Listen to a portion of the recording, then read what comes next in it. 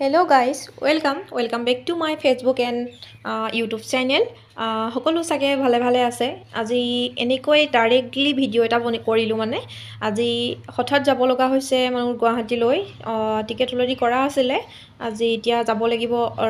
ৰাতি গধূলি আছে মানে টিকেট টাইমটো গধূলি আছে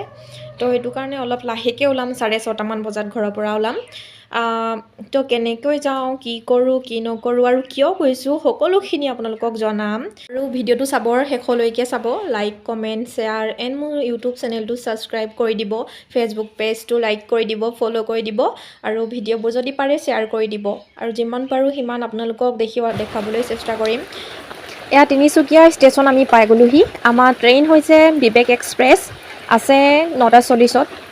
তো বহুত টাইমলৈকে আমি এতিয়া ৱেইট কৰিব লাগিব আৰু ৱেইট কৰি সাংঘাতিক মানে ভাগৰ লাগিলে আৰু আমনি বোলা বস্তুটোও লাগিলে তো সেইটো